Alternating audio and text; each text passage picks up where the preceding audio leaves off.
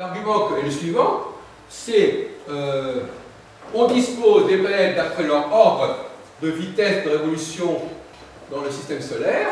Donc par conséquent, si on part du Cancer et du Lion avec les luminaires, eh bien après on descend, on a forcément tout de suite après les deux signes de Mercure, les deux signes de Vénus, les deux signes de Mars, de Jupiter. Donc c'est clair. Malheureusement, il y a un problème. C'est pas de l'élongation de Mercure. Ben oui, par exemple, l'élongation de Mercure, si vous avez le Soleil et la Lune en Bélier et en Taureau, on ne voit pas comment Mercure pourrait être en Vierge, mon petit pote. Ah ben non. Ben non, parce que Mercure n'a pas le droit de s'éloigner de plus de 28 degrés du Soleil. Ça, c'est de l'astronomie, ça. Oui, c'est de l'astronomie, justement. Non, mais attendez, alors, ça, je vais vous exposer. Et là, par exemple, dans le cas de Mercure... On parle du symbolisme, alors... Ah non, il y a une seconde, vous disiez que c'est de l'astronomie, alors on n'est pas ce du monde. Bon, alors on a effectivement... Non, mais le type, il joue dans l'astronomie, dans l'astrologie, il fait chier tout le monde. Alors effectivement, donc là, on a Mercure en Vierge et en Gémeaux, mais malheureusement, Mercure ne peut pas être... Si le Soleil est en Lion, Mercure ne peut pas être en Gémeaux.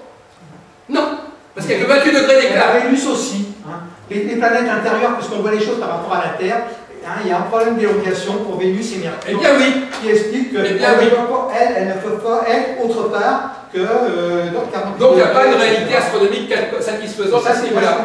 Non. Voilà. Donc effectivement, il faudrait que vous décidiez, si vous mettez effectivement Mercure, vous le mettiez soit dans un sens, soit dans l'autre, mais vous ne pouvez pas être dans les deux signes à la fois. C'est déjà la preuve que la théorie des doubles domiciles est une théorie bidon. Et qu'elle ne représente plus aucune réalité astronomique. D'ailleurs, c'est évident, parce qu'il peut y avoir deux Mercure et deux Vénus en astronomie. Bon. Donc déjà, alors, soyez raisonnable, vous n'avez pas pensé à ça, donc acte. Il n'y a qu'à prendre, alors je reviens, alors, là c'est bien, il faut prendre les nouvelles tables, parce que là c'était les planètes visibles. Mais on a découvert depuis des planètes qui n'étaient pas visibles à l'époque, hein, qui s'appellent Uranus, Neptune, etc., éventuellement Pluton et d'autres, etc., sont belles, hein.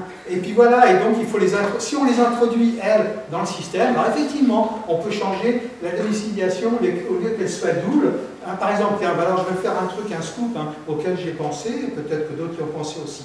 Pour moi, quand les astronomes, il y a 2 ans ou 3 ans, ont décidé de déclassifier les planètes, vous savez, hein, que Pluton est devenu petite planète et que Cérès est monté au niveau, bien, moi j'ai pensé que c'était peut-être le moment, à ce moment-là, qu'il fallait considérer que Cérès était le véritable maître de la Vierge. Voilà.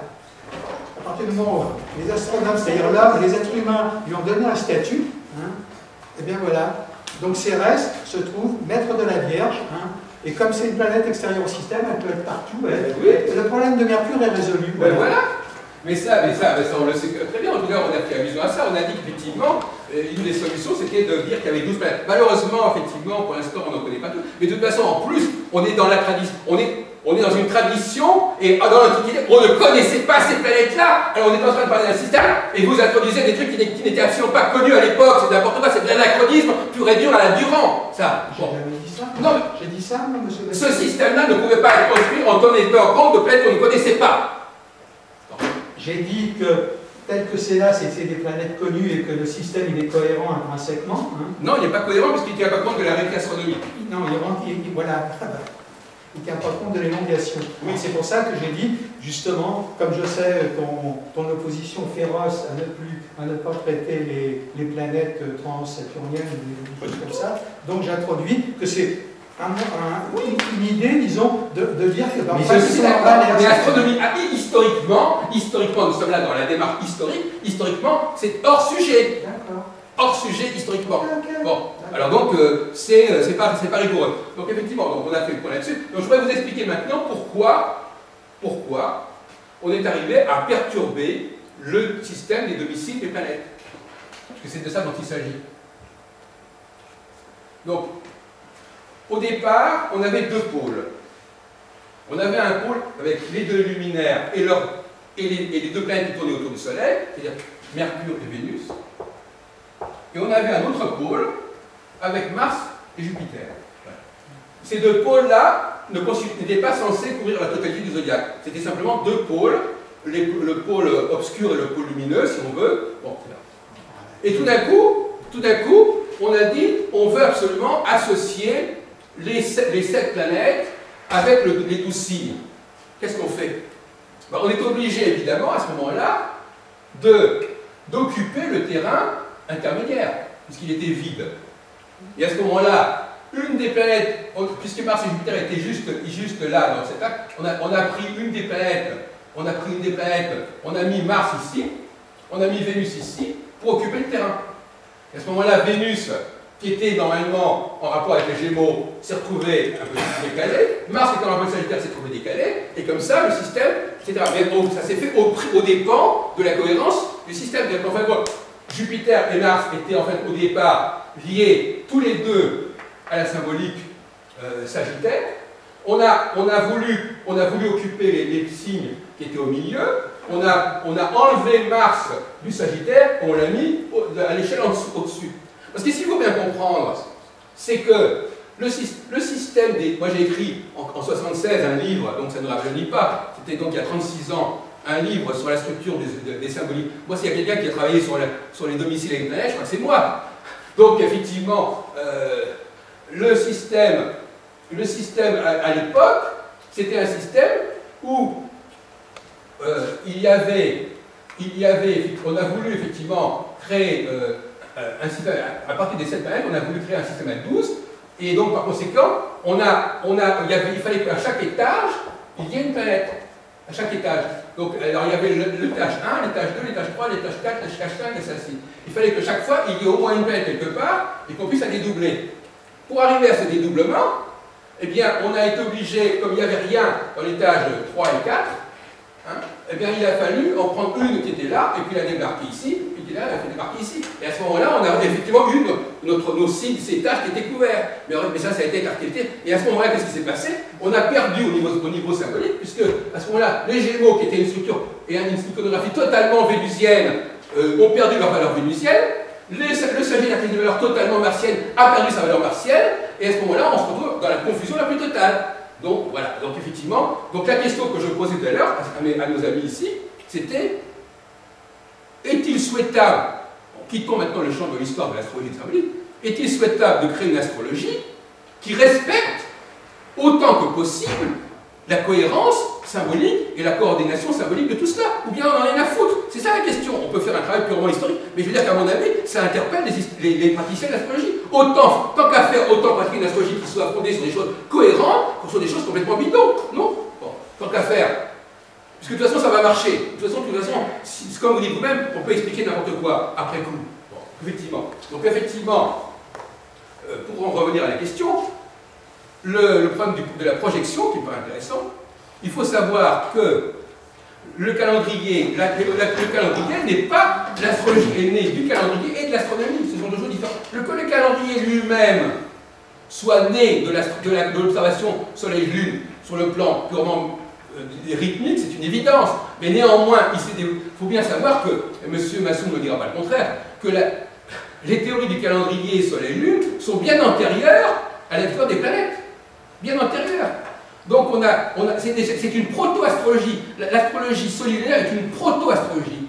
C'est une astrologie, c'est une cyclicité proto-astrologique extrêmement ancienne, qui d'ailleurs n'est pas uniquement purement humaine, parce que les animaux on l'aperçoit aussi, alors que les animaux n'ont pas du tout conscience de Mars ou de Saturne. Donc c'est une proto-astrologie qui a perduré, lorsque l'astrologie s'est constituée autour de la découverte de Mars et de Jupiter et de Saturne, elle a perduré et elle s'est imbriquée syncrétiquement avec la nouvelle astrologie. Donc effectivement, on a une astrologie, une proto-astrologie fondée sur le 12, sur les 12 lunaisons, et après, quand on a découvert qu'il y avait des planètes qui se distinguent des étoiles fixes, qu'on est marché, à ce moment-là, on a abandonné, enfin, on aurait pu abandonner la référence au 12 de la proto-astrologie, et on a introduit la notion du 4 et du 8. Et en fait, ce que nous vivons aujourd'hui actuellement, c'est cette espèce de cohabitation entre une proto-astrologie sur le 12 et une néo-astrologie sur le 4 et le 8, et qui essaye plus ou moins péniblement et laborieusement de se concilier, mais on n'est pas obligé de les concilier. L'astrologue n'est pas obligé de tout concilier et de tout harmoniser. Comme vous dit Nicolas, effectivement, qui est même quelqu'un d'intéressant, qui a écrit donc il y a 50 ans. Son livre sur la condition solaire, ça date quand même il y a 50 ans. Alors, il a essayé, ce serait intéressant de faire le point sur ce qu'a fait Nicolas. Parce que Nicolas, effectivement, on n'a pas fait beaucoup, moi je ne suis pas nicolaïen, mais je veux dire qu'il c'était une référence intéressante. Comme d'ailleurs il a signé tout à l'heure notre ami Durand, il a effectivement essayé de fonder le zodiaque essayer de fonder les planètes sur de nouveaux raisonnements. Donc il a fait l'impasse sur ce qu'on est en train de faire actuellement. Il a fait totalement l'impasse sur l'élément symbolique. Il a dit on va réinventer l'astrologie à nouveau frais, on va repartir à zéro, on va reprendre le problème comme si on était en train de bâtir l'astrologie aujourd'hui, on ne va pas tenir compte de ce que les anciens ont élaboré, et on va dire, ben voilà, il y a 12 signes. Ça a été la grande erreur de Nicolas d'ailleurs. La grande erreur qu'a fait Jean-Pierre Nicolas, c'est de garder les 12 signes. Il n'avait aucune obligation de les garder. Il n'avait aucune obligation de les virer non plus, parce que c'est la seule chose qui est vraiment valable. Enfin, bon, non, la seule chose. Non, Nicolas disposait des planètes, il a fait le système RET, il a divisé les planètes en 3 groupes, il a mis la Lune à part, il a mis un groupe Mercure, Vénus, il a mis un groupe Soleil, Lune, Soleil, Vénus, Mercure, un autre groupe Mars, Jupiter, Saturne, et un troisième groupe Uranus, Neptune, Pluton. Bon. Et la Lune a plus. Ça, il a essayé de le faire, il a essayé de démontrer, je le dis pour notre télévision, il a essayé de démontrer que ce système ternaire des trois groupes de planètes de 3 était inhérent à la pensée astronomique, était inhérent à la réalité astronomique. C'est-à-dire qu'en fin de compte, il a essayé de démontrer que l'astronomie était déjà de l'astrologie. Qu'elle en fin de compte que la disposition des planètes détermine déjà la signification des planètes, en quelque sorte. Bon.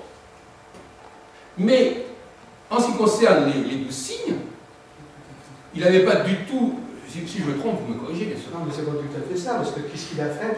C'est au niveau de la signification des planètes, hein, il les a affectées chacun d'une caractéristique. Par exemple, il y a les planètes qui sont les planètes de représentation, planètes d'existence, hein, les planètes de transcendance. Il a essayé de joindre de trouver quelle était la planète qui pouvait représenter, par exemple, ce qu'il appelait la représentation de la transcendante. Hein. Donc, on monte de Pluton et on va là-haut, donc c'est Uranus qui va représenter transcendant. L'existence de la transcendance avec Neptune, des trucs. C'est uniquement au niveau de l'interprétation qu'il a pas changé, il n'a pas essayé de réexpliquer, de changer les valeurs, etc. Il a essayé de trouver les planètes qui, pour lui, correspondaient à certaines définitions. Mais on est bien d'accord, je suis bien placé pour savoir ce qu'a dit Nicolas. Donc effectivement, il a essayé de montrer que la disposition même astronomique des planètes, leur distance, etc., déterminait déjà, et comme vous l'avez dit tout à l'heure, quand on dit que Vénus et Mercure étaient plutôt en rapport avec le printemps et l'automne, et l'été, et Mars et Jupiter, c'est aussi du proto-Nicolas, c'est-à-dire que c'est effectivement lié au fait que les planètes les plus rapides correspondent plutôt aux saisons, les premières saisons, et les planètes les plus lentes aux dernières saisons. C'est le genre de raisonnement. Je ne cherche pas du tout à défendre Nicolas, ni de l'attaquer, ça ne m'intéresse pas. Mais par contre, je dis que les 12 signes, je ne vois pas pourquoi il se serait embarrassé à justifier les 12 signes, comme si c'était effectivement une réalité totalement différente du champ planétaire. Donc, en fait, d'après Nicolas, il y a d'un côté l'astronomie planétaire et l'astronomie zodiacale, elles n'ont rien à voir. Elles n'ont rien à voir, elles ont des fondements totalement différents. Alors qu'en réalité, sur le plan symbolique, c'est initialement la même problématique cyclique. Ce n'est pas deux problématiques différentes, c'est la même problématique. Vous voulez dire quelque chose, monsieur le garçon? Oui, il y a beaucoup de choses à dire sur ce que vous avez dit. Sur les signes, enlever les signes quelque part, pour moi c'est un petit peu enlever les territoires en fait. Pourquoi faut-il enlever les signes? Non, non, on a dit au contraire qu'il ne faut pas distinguer. On a dit que les signes et les planètes, on était dans une seule et même symbolique. On n'a pas dit qu'il fallait les enlever. Oui, dans cette perspective-là, d'après ce que je comprends du système que vous exposez, en fait, hein, avec les 7 planètes principales et les cycles, bon, les signes apparemment ont tendance plus ou moins à s'effacer au profit des planètes, c'est ce que j'en comprends. Non, les signes et les planètes sont... Non, ce que j'ai dit, c'est que la symbolique... Non. Effectivement, comme vous dites vous-même, il faut s'assurer qu'on a compris, avant de réagir, effectivement, la symbolique la symbolique planétaire n'est pas d'un ordre différent de la symbolique zodiacale. C'est-à-dire que c'est les planètes étant elles-mêmes portant des noms qui réfèrent, en quelque sorte, par exemple, le fait d'associer Vénus au printemps et Mars à l'automne, c'est lié aussi à une problématique saisonnière. Donc jusqu'à présent, on ne s'était pas demandé d'où venait la symbolique des planètes. Il y en a plusieurs symboliques des planètes. Quand vous dites que Vénus et Mercure, c'est plus le printemps, si on parle des âges de la vie, effectivement, Vénus et Mercure sont plus dans la jeunesse, mais ils expriment aussi quelque chose de la vieillesse. Le signe de la Balance et de la Vierge, ça fait aussi partie du moment où l'être, il est capable de faire des concessions. Ah mais ça, vous faites référence au double domicile. Il est capable, oui, mais c'est pour vous dire qu'il n'y a pas qu'un seul sens. Quand on parle d'astrologie, il faut aussi parler des astrologues. Il y a au moins 20 000 types d'astrologues différents. Alors, ça ne va pas être facile de les mettre d'accord tous, vous voyez, sur un sujet. Quand je dis 20 000 types, je me base simplement sur Mercure et sur Uranus. Mercure, si on prend la symbolique de Mercure, qui représente les astrologues, pour l'astrologie indienne, moi je prends Uranus pour l'astrologie occidentale. Si vous les associez tous les deux, ça fait déjà 20 000 façons de concevoir l'astrologie au minimum. Donc, on peut réfléchir sur tout ce que l'on peut faire avec le zodiaque, avec les planètes, ça je suis d'accord. Mais ce qui va faire sens pour vous va être différent de ce qui va faire sens pour monsieur, va être différent de ce qui va faire sens pour moi. Ah oui. On ne peut pas, c'est difficile, il faut beaucoup de temps. Tout à l'heure, on parlait de astronomie, astrologie. En fait, l'astronomie, bon, c'est des facteurs, on peut dire, extérieurs, les objets célestes. Quand on parle d'astrologie, on parle de l'extérieur, mais on commence aussi à parler de l'intérieur. Donc il faut du temps pour positionner un objet céleste extérieur dans ses significations intérieures. Et ça, c'est petit à petit que ça se fait, ça se décrète pas. Il faut du temps pour positionner la symbolique d'une planète. On l'a vu avec Pluton, la dernière grande. À mon avis, il faut attendre voilà. Un cycle complet Il faut au moins attendre pour qu'il y ait des retours d'expérience avant de pouvoir positionner du sens dessus. Pluton, on sait maintenant, c'est le nucléaire, c'est la chimie, c'est le commerce à grande échelle, c'est le meurtre industriel, c'est la psychanalyse.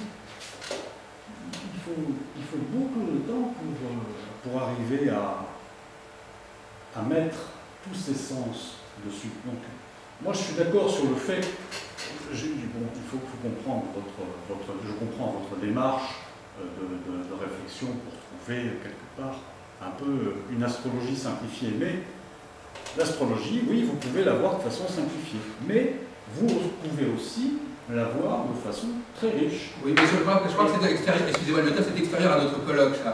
Notre colloque n'est pas là. Enfin, je veux dire, notre colloque est là pour faire apparaître la cohérence des structures astrologiques. Bon, et pas isolément.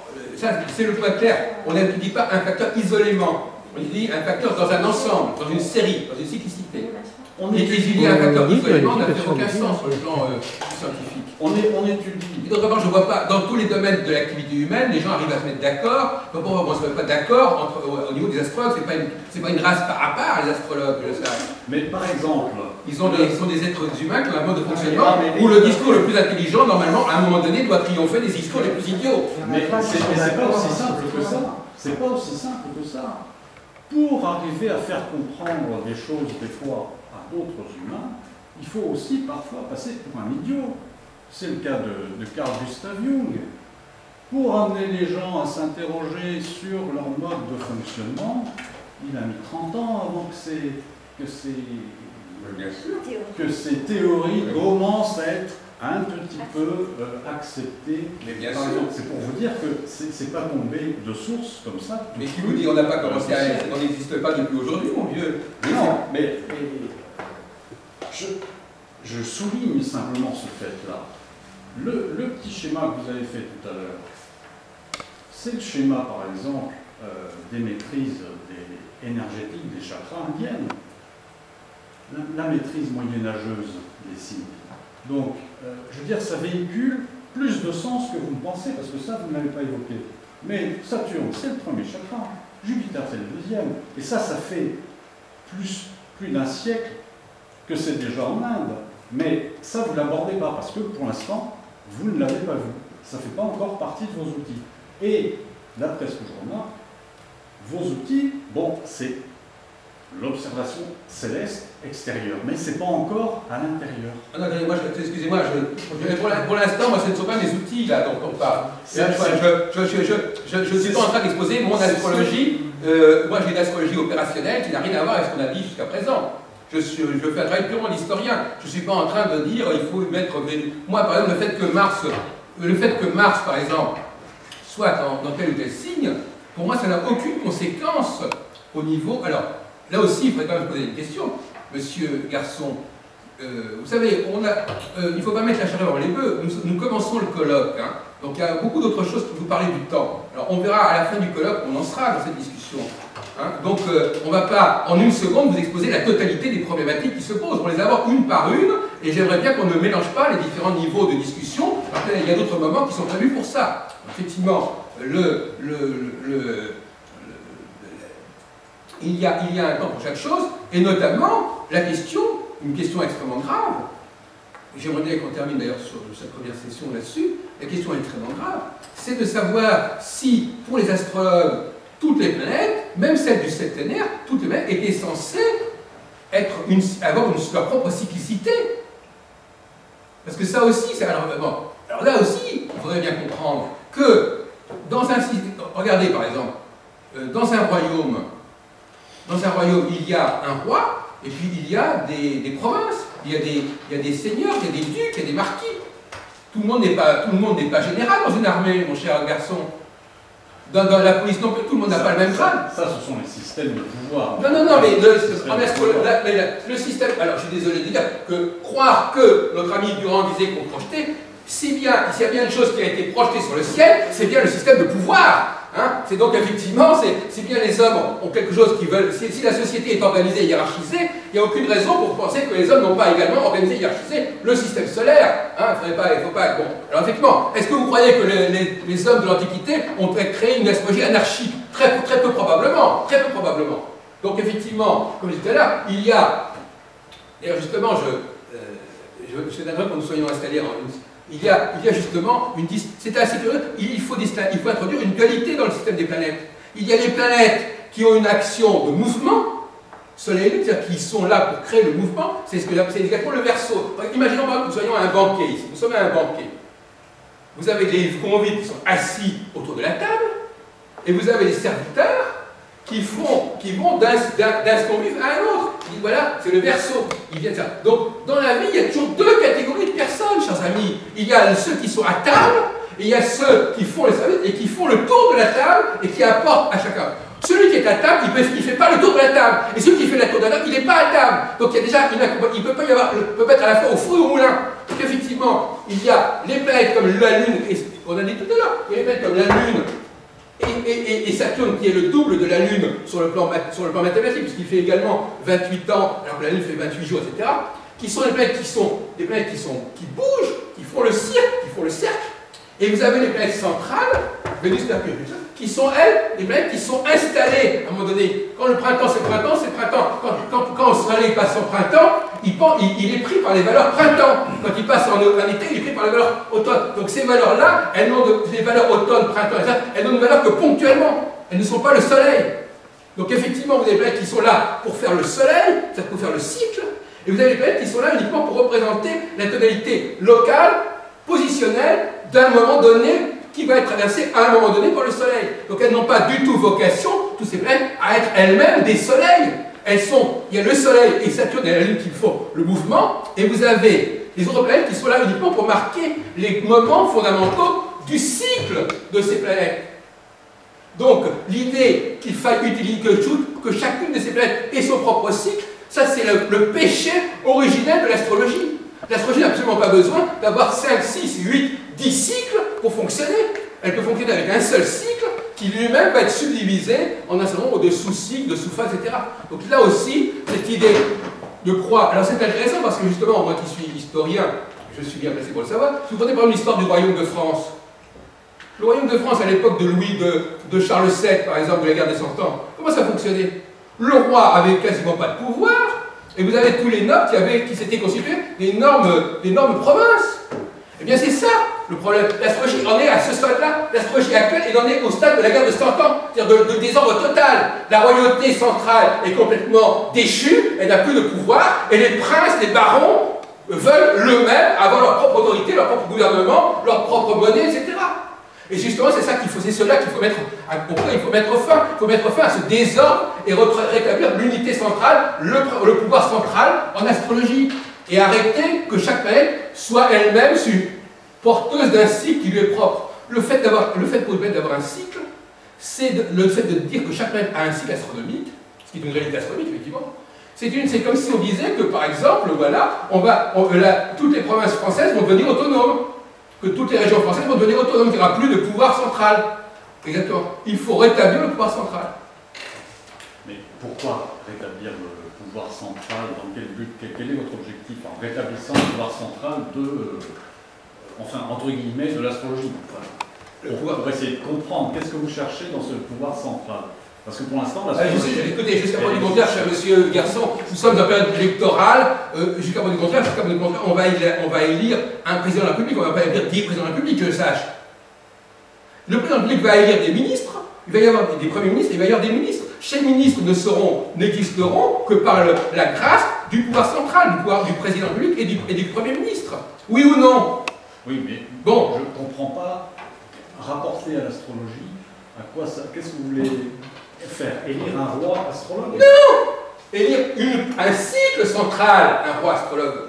Un roi astrologue, vous plaisantez? J'essaie de comprendre... Mais non, écoutez, je ne sais pas, tous les gens qui sont ici... Un cycle prioritaire dans un cycle central qui est le cycle, on vient de le cycle que je représente désormais par le Verseau, hein, le Verseau, c'est-à-dire celui qui fait le tour de la table étant en quelque sorte le zodiaque, il fait le tour de la table, autour de la table ils sont installés un certain nombre de personnes qui valent le temps, qui sont marqués, ils sont à cet endroit-là, ils ont leur autorité sur cet endroit-là, ils n'ont pas l'autorité sur l'endroit à côté. Bon.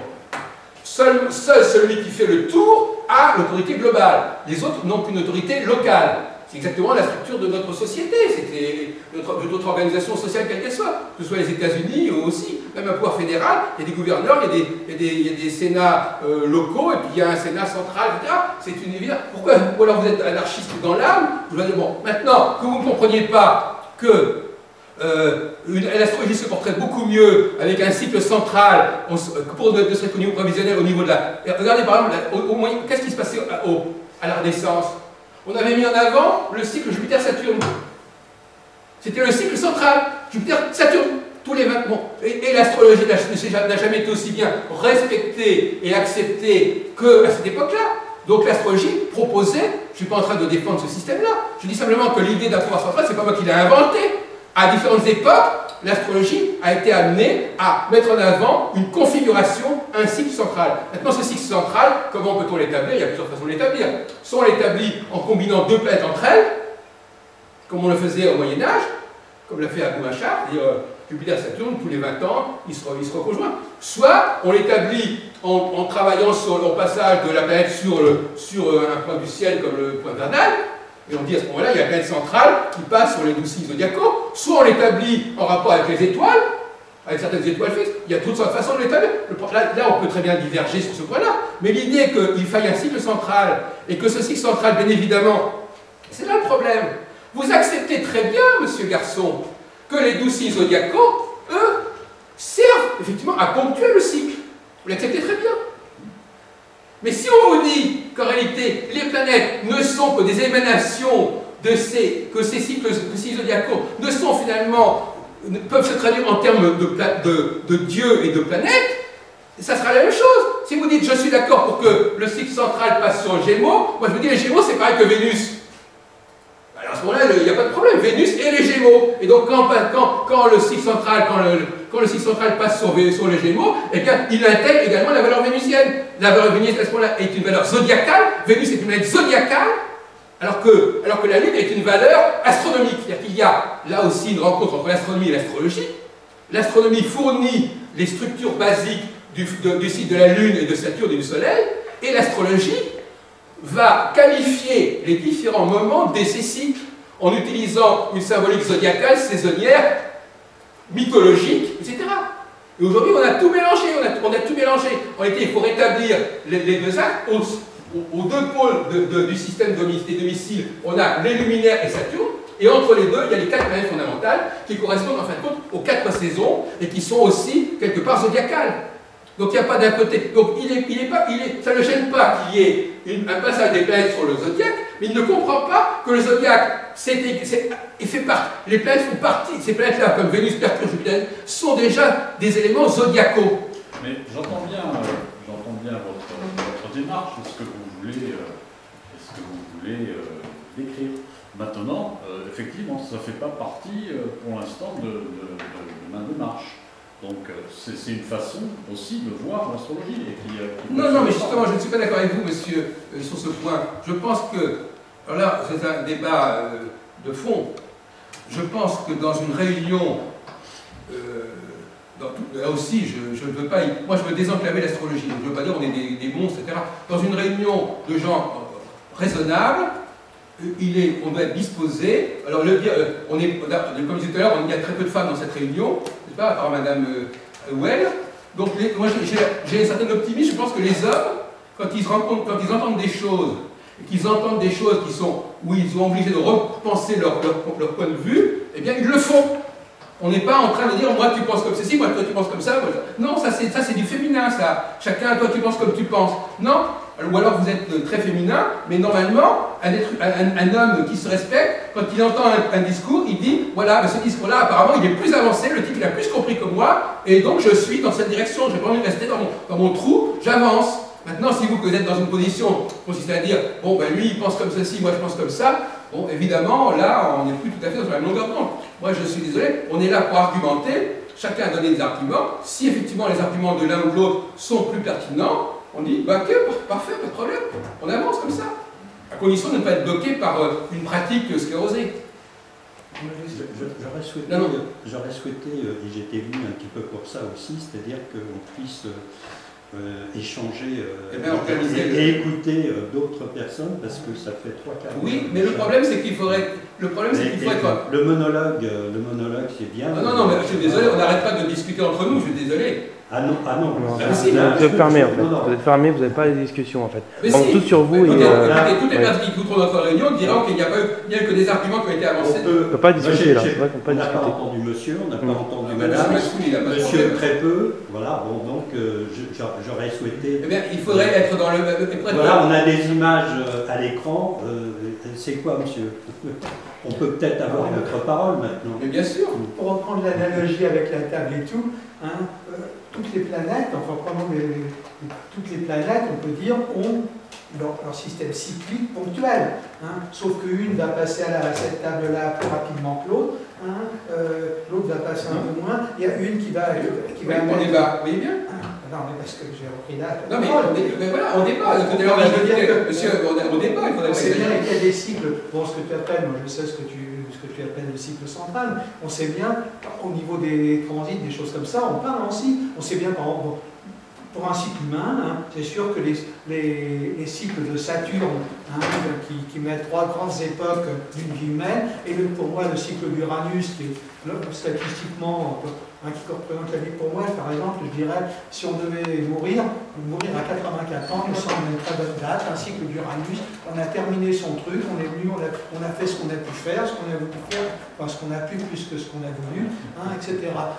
Et les cycles de Saturne ponctuent, on le sait bien, ponctuent tout ça très bien. Saturne qui met 30 ans, là, 29 ans, pour faire tout son tour, etc.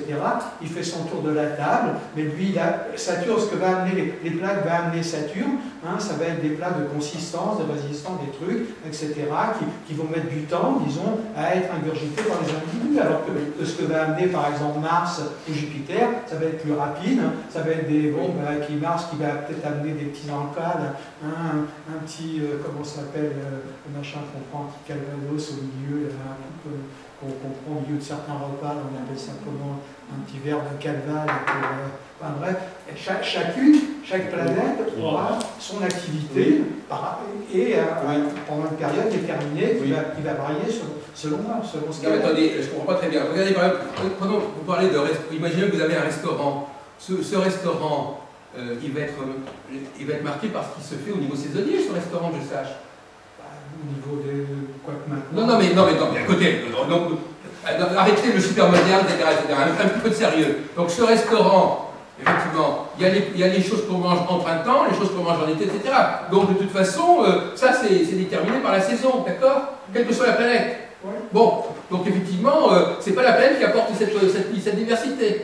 Bon, donc effectivement, même avec un cycle central, vous avez une planète, eh bien elle va varier selon les saisons. Et donc elle va se transformer selon ce qui va être. Donc votre argument il tombe à l'eau. Et quand elle va passer à la table d'abord, elle sera différente que quand elle se passera à cette table. Mais non, parce que monsieur, il préfère, je sais pas, que ce soit un peu plus chaud, un peu moins chaud, hein, que moi je vais préférer ceci, cela. Donc la planète, elle va amener ce qui correspond à ce qu'elle amène, effectivement, peut-être au niveau de la saison, non, elle amène rien, etc. Et puis elle va me l'amener avec les goûts personnels qui correspondent. Qui sont particularisés par rapport au goût d'un goût. Et si on regarde l'image, si on regarde cette image de la table, qui n'est pas d'ailleurs géniale. Ça se passe bien comme ça, non? Quand on fait des analyses, quand on fait des trucs de thèmes actuels, tous les gens qui font ce qu'on appelle des transits ou des progressions, des choses, etc., des progressions sur autre chose, parce que c'est pas de la physique pure, hein. Et puis c'est tout, mais bon, alors, quel est le problème? Parce que qu'on recherche un cycle central, bon, ok, un qui est plus parlant et plus particularisant que les autres, moi, je veux bien, hein, mais autrement... Non, mais le cycle central, lui, il est neutre. Le cycle central, il est neutre. Sur les planètes, c'est un peu comme le Mercure autrefois. Le cycle central, il est neutre. Saturne, le cycle central, le cycle unique. Par exemple, si on prend le cas du Soleil, prenez le cas du Soleil. Dans le cas du Soleil, quand vous dites que quelqu'un est né sous le bélier, etc., il n'y a pas de Soleil. Et bien voilà, donc vous avez bien le Soleil qui pointe sur le bélier, qui pointe sur le Taureau, qui pointe sur les Gémeaux. Donc il est neutre le Soleil dans ce cas-là. Donc voilà, donc ça montre bien que votre raisonnement ne tient pas. Non, il n'est pas neutre, parce que le fait qu'il passe là, justement, va exciter, va faire réagir des choses qui n'auraient pas réagi s'il n'était pas passé là. Oui, mais justement, le soleil n'apporte pas sa tonalité particulière. Il va activer les 12 signes les uns après les autres. Oui, c'est exact. Et même en histoire, absolument. Et moi, ce que je dis aujourd'hui est probablement de dépasser un jour, mais pour l'instant, ce n'est pas le cas. Donc effectivement, on est en train de... Revenons à des choses simples, messieurs. Parce que ton cycle principal qu'il faut trouver, il y a un cycle, par exemple, mais qui va dire, par exemple, il y a des cycles principaux. Par exemple, il y a des saisons, par exemple. Hein. Bon, si je sais qu'à un moment donné, je suis dans le printemps, ben je sais que je ne vais pas faire des travaux que je vais faire en automne. Si je ne vais pas m'amuser à ramasser les raisins au printemps, alors que ce sera en automne. Donc le cycle principal, il va déterminer quoi? Uniquement des je le sais, comme si ça uniquement des saisons. Mais bon, c'est tout, ça va me dire, ok, c'est comme si je sais aujourd'hui, ah bah tiens, aujourd'hui c'est le matin. Et si l'après-midi, le matin, je fais des choses que je ne vais pas faire l'après-midi. Ou tiens, mais c'est le jour aujourd'hui, alors, c'est pas la nuit. Ah bah tiens, je vais faire des choses le jour, mais c'est tout. Si ça m'amène que ça comme renseignement, de savoir, que c'est le jour, le matin ou le soir, ou que c'est la saison, l'été ou l'hiver, et que ça m'amène que ça comme renseignement, qu'est-ce que j'en ai à faire? Attendez, on n'en est pas là.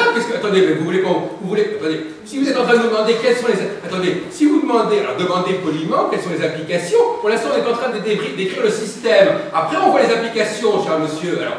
Alors donc, effectivement, votre argument, il faut y répondre. Parce que, contrairement à ce que dit M. Tilly, Monsieur Durand n'a pas cessé d'apporter des arguments auxquels on a répondu. Et puis si les gens n'ont pas d'arguments à apporter, ben c'est un gros problème. Bon, dans ce que tu as fait quand tu as déterminé les planètes du haut et les planètes du bas, bon, c'est toi qui as dit, il y a les planètes, effectivement, il y a les planètes qu'on appelle planètes intérieures, et c'est à l'extérieur, et qui a rien au 3e ou au 4e étage, et donc il faut mettre quelque chose. Ah bah tiens, on va mettre Vénus, ah bah tiens, on va mettre Mars. Mais c'est pas comme ça que ça s'est fait. Ah bon? C'est pas comme ça? Comment ça, c'est pas comme ça que ça s'est fait? C'est fait parce qu'il y avait une structure. Non, mais excuse-moi, dis-moi que tu le penses. Non, mais attendez, d'abord, premièrement, tu n'as pas la science infuse, donc dis pas que c'est pas comme ça que ça s'est fait. Soyons un petit peu. De dire qu'il n'y a rien au 3e étage et que ça dépendait. Que dire que le Mercure, ça dépend de Vénus, c'est toi qui l'as inventé, ça. C'est moi qui l'ai inventé, c'est quoi inventé? Ça veut dire quoi inventé? Mais à Mercure, c'est Vénus. Alors quand le Soleil va passer quelque chose va passer dans Mercure, il va prendre des trucs Vénus. Bon, d'accord, je veux bien que ce soit Vénus, mais démontre-moi qu'à Mercure, c'est Vénus. La démonstration que tu as faite là, pour affecter les différents... On avait parlé, mais tu n'as pas suivi ce qu'on avait dit avant. Si, j'ai suivi. Ben non, on a les Gémeaux, c'est un symbole vénusien. Mercurien, les Gémeaux. Voilà, et je m'en fiche, pas parce qu'il y a deux personnes que ça va être un truc de couple. Pour l'instant, c'est une construction intellectuelle que vous faites, mais bon, qui a son intérêt. Les Gémeaux, je ne vois pas pourquoi c'est un truc vénusien, parce que dans les Gémeaux, ils sont deux, et c'est forcément un couple, alors c'est vénusien. Je vois pas pourquoi. Oui, mais non, mais tu as d'une mauvaise foi, mais à couper au-dessus. Pour moi, au contraire, Vénus, ce serait plutôt la fusion. Vénus, c'est la gravitation universelle qui tend à unir des êtres, c'est pas des trucs qui... Non, écoutez, chacun s'exprime et s'expose comme il entend. Bon, alors chacun prend sa responsabilité dans ce qu'il dit. Non, mais je veux dire, pour revenir au sujet, je veux dire que la démonstration que tu nous as faite, pour moi, vue par moi, des étages, etc., qu'il y a derrière ceci, et que tu as ramené, toi, à des valeurs vénusiennes, des valeurs, etc., des valeurs mercuriennes, des trucs, pour moi, ça m'a... Mais c'était pas le début de la démonstration, c'était la suite d'une démonstration. C'était pas comme ça que ça a commencé. Est-ce que quelqu'un ici a été convaincu par dire que c'est normal, les Gémeaux, je pense ça entre guillemets, les Gémeaux c'est Vénus. Est-ce que la démonstration qui a été faite vous a convaincu Alors moi je considère Jacques Dalbrock comme étant une entreprise de démolition de l'astrologie. Donc à partir de ce moment-là, c'est-à-dire qu'il n'y a plus de toute façon les règles et les fondements de l'astrologie, mais il peut appeler le système. L'approche est très bien. Le système peut être appelé du coup un système Albrod. Ce sera la fierté, effectivement. C'est pour ça que moi je suis très très pointilleux sur ces démonstrations. Parce que qu'il ait une approche de vouloir d'examiner, etc., ok, c'est très bien. Le problème c'est que, je ne suis pas forcément d'accord avec sa façon de raisonner, et disons des remèdes, enfin des solutions qu'il propose. C'est tout. Bon, si l'astrologie, si je peux dire quand même un petit mot. Non, vous ne filmez pas là. Vous voyez qu'elle parle. L'astrologie, pour moi, c'est quand même, c'est-à-dire un système qui est la représentation de l'ordre de l'univers. Donc on ne va pas s'amuser à changer en se levant le matin sur le pied droit ou sur le pied gauche en disant « Tiens, je vais changer ça parce que ça m'interpelle personnellement ». Non, on n'est plus, c'est-à-dire avec l'interpellation personnelle. On est dans un système collectif. Donc on doit respecter des règles à partir de ce moment-là. Qu'on ne les comprenne pas et qu'on puisse se poser des questions et se dire à quoi ça peut correspondre, pourquoi ils ont fait ci, pourquoi ça a été ordonné de cette manière-là. Qu'on se pose la question, ça me paraît tout à fait naturel. Mais à une condition, toujours de respecter la règle et de chercher le pourquoi, justement, ça a été disposé de cette manière-là. Or, Jacques Dalbrock ne fait pas du tout cette démarche. Lui, ce qui l'intéresse, c'est d'inventer, de créer par quelque chose, par son émotion, par tout simplement ses tripes qui lui parlent à un moment donné d'une manière personnelle. Mais là, c'est une astrologie démonstrative de Jacques Dalbrock, c'est tout, mais ce n'est pas une astrologie, ça ne s'appelle plus de l'astrologie. Il faut revoir autrement les choses. D'accord, mais M. Tilly, ce qui est très amusant, c'est que justement, alors là c'est un paradoxe étonnant, c'est que justement votre type de comportement rentre totalement dans la problématique masculin-féminin. Alors ça c'est amusant, mais alors en tant que féminin justement. Donc effectivement, moi je peux utiliser mes cris pour expliciter votre propre discours. Mais vous avez raison, à partir de ce alors là, parce que quand vous dites pourquoi... Votre analyse, elle est très très bonne. Votre analyse, quand vous dites pourquoi... Mais ça se limite à ça. D'accord, non mais justement, en l'occurrence, c'est pas n'importe quoi. Parce que quand vous dites pourquoi... Non, j'ai pas dit que c'était n'importe quoi, je dis... Non, pourquoi ça, non, je voudrais analyser ce pourquoi. Vous dites j'essaie de citer exactement ce que vous avez dit, il faut se demander pourquoi on en est arrivé à dire telle et telle chose. C'est bien ça qu'a dit M. Tilly, n'est-ce pas? Pourquoi? Alors il y a deux façons de travailler, pourquoi? Pourquoi? C'est-à-dire que je dis, puisque les anciens ont attribué telle plaque à tel signe, je vais essayer de comprendre pourquoi. Je vais essayer de comprendre d'après quel raisonnement on peut justifier ce discours. Ça c'est effectivement, ça c'est le premier pourquoi, c'est le premier niveau de pourquoi, c'est que j'essaie d'expliquer après coup pourquoi effectivement ça tient debout. Et effectivement, ça c'est un raisonnement typiquement féminin, c'est-à-dire que instinctivement, je vais déjà dans un premier temps justifier ce que les choses sont devenues. Je vais justifier pourquoi on en est arrivé là et pourquoi ça a été dit comme ça. Bon. Et j'ai l'impression, entre parenthèses, et ça je fais ça pour la polémique, que il y a très peu d'hommes dans le milieu astrologique, mais les hommes qui viennent dans le milieu astrologique sont des hommes qui sont très féminisés sur le plan psychique. Bon, c'est un premier point.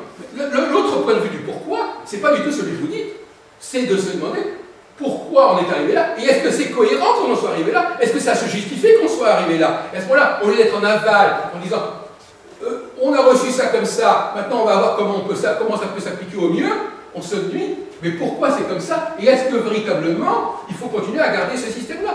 Mais effectivement, monsieur Kelly, vous êtes parfaitement avec moi, vous avez une approche qui est totalement féminine de l'astrologie. Alors, l'intérêt aussi de l'astrologie, c'est justement parce qu'elle a quand même travaillé dans ce sens pour essayer de différencier justement cet univers dont la femme et l'homme.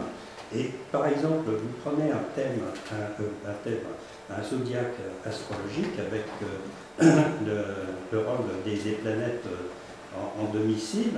Vous avez d'un côté, vous avez deux structures.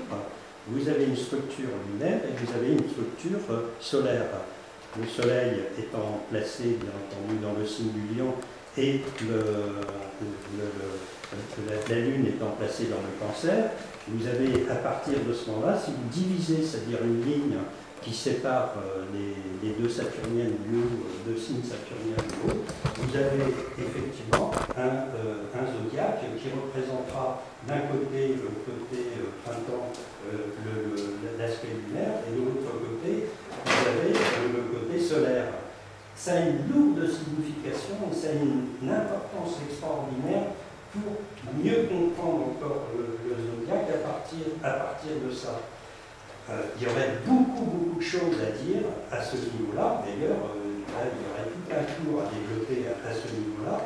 Et pourquoi, justement, alors, les anciens ont cherché à créer cette division printemps lunaire, alors que normalement, si on prend sur le plan astrologique, nous avons au contraire là, le développement du soleil et de la lumière qui s'établit, donc ça devrait être solaire, au contraire, alors que côté automne, vous avez le côté lunaire, puisque le soleil diminue dans sa progression au niveau du jour. Donc il y a des contradictions qui se posent à partir de ce point. Il y a une signification à partir de ça, et tout l'intérêt justement, c'est de comprendre tout ce phénomène du zodiaque qui est merveilleusement bien construit, qui a une relation avec l'astronomie, bien entendu, puisque c'est issu de l'astronomie, et que si l'astronomie est le vecteur premier pour pouvoir construire un zodiaque, il donne aussi la possibilité, c'est-à-dire de l'articuler et de le construire sur le plan zodiacal. Donc, du coup, à chaque fois, à tous les niveaux, il y a une raison, il y a une source et il y a en plus une signification. Il faut développer, ça fait des cours et des cours pour pouvoir développer tout ça. Donc, ce que dit Jacques Allemand, quand il veut à un moment donné articuler plutôt tel truc, tel autre, pourquoi ceci, pourquoi cela, ça ne paraît pas avoir de sens. Si ça a du sens, justement, et si ça a du sens, moi je pourrais vous faire un cours si vous voulez, là je prends le crayon et je vous explique. Il n'y a pas de souci. Je vous explique plein de choses à partir de ce moment. Mais le problème c'est que vous voulez, on peut vous filmer de dos quand même. Tout simplement, il faut comprendre encore une petite chose, simplement à titre d'information comme ça un peu plus générale, à savoir que le monde il a été construit quand même sur un ordonnancement. Il y a un ordonnancement dans notre univers de toute façon. Regardez bien, j'en ai pour 5 minutes. Mais il n'y a pas de problème, qu'est-ce que tu dis? Il y a un ordonnancement. Quand vous regardez le monde, il est en permanence dans une contradiction. Le jour, la nuit, l'homme, la femme, le blanc, le noir, etc. Bon, c'est pas par hasard. C'est qu'il y a une importance. Donc vous le trouvez déjà dans un zodiaque. De toute façon, vous l'avez dans le zodiaque. On avait dit tout à l'heure, lunaire, le solaire, donc le féminin, le masculin, etc. vous avez la division du zodiaque qui se décompose en deux parties. Vous avez un double domicile qui se produit. Oui, vous avez un double domicile. Si je prends par exemple le taureau, eh bien vous avez Vénus à cet endroit, mais si je prends de l'autre côté, c'est la balance. Là aussi, vous avez Vénus. Mais vous avez, c'est-à-dire un pôle masculin et un pôle féminin. C'est important après, quand on a un thème, de voir sur quel pôle s'ajouter, bien entendu.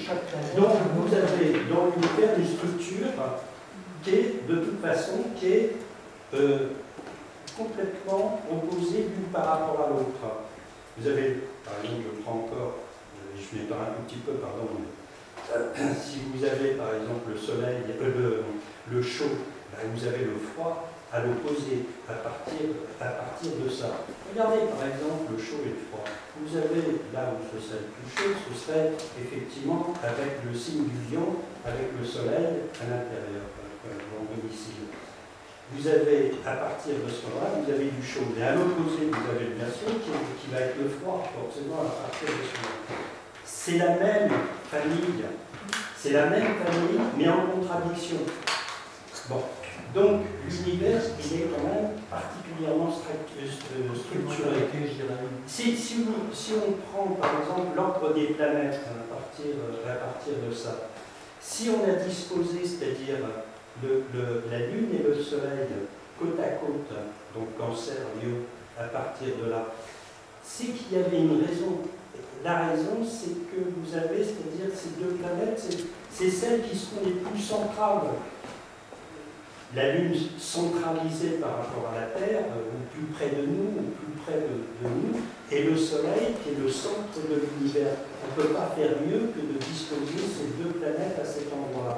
Par contre, la planète la plus éloignée, ce sera Saturne. Eh bien, Saturne, à partir de ce moment-là, il y a une progression qui va se faire et qui va aller jusqu'à Saturne. Donc, il y a un ordre qui est spécifique, alors ça tout le monde le sait, j'apprends rien pour le moment, mais il y a un ordre qui est spécifique pour qu'il y ait une dimension qui soit de plus en plus lointaine. Donc le détail, à savoir que si vous avez quelque chose de très proche, et si vous avez quelque chose de très loin, vous avez donc une raison de l'indiquer sur un zodiaque. Ça fait partie, à partir de ce moment-là, des concepts. Et vous allez raisonner après, c'est-à-dire en termes de concepts. Concepts pour ceux qui sont le plus proches et pour ceux qui sont les plus loin. Alors, à partir de là, l'astrologie est intéressante et on peut essayer effectivement... Je suis filmé là. Non, vous êtes filmé on n'est pas filmé de face. Le principe étant que vous avez, comme je disais tout à l'heure, un principe qui est opposé à partir de là. Ça fait partie de la structure de l'univers. Vous avez un système qui part du principe physique, et de l'autre, en tant que système opposé, vous avez un autre système qui est un principe de l'esprit, du concept, du sens des choses, donc de l'abstraction. Donc vous avez deux principes qui vont se révéler. Le principe physique, nous le connaissons tous, nos physiciens, nos scientifiques, etc., maîtrisent très bien, c'est-à-dire les combinaisons qu'il peut y avoir sur le plan physique. Mais par contre, sur le plan du concept, ça nous échappe beaucoup plus en tant que moderne. Et par contre, tous les anciens, à une certaine époque de l'Antiquité, avaient conçu justement, non pas trop sur le plan physique, parce qu'ils n'avaient pas les outils pour pouvoir, intervenir dans les fondements même de la physique, mais ils avaient par contre un principe de réflexion et de concept. Alors le concept, je vais vous en citer un, à titre d'exemple tout simplement. Vous avez par exemple le signe du lion. Le signe du lion, c'est le soleil.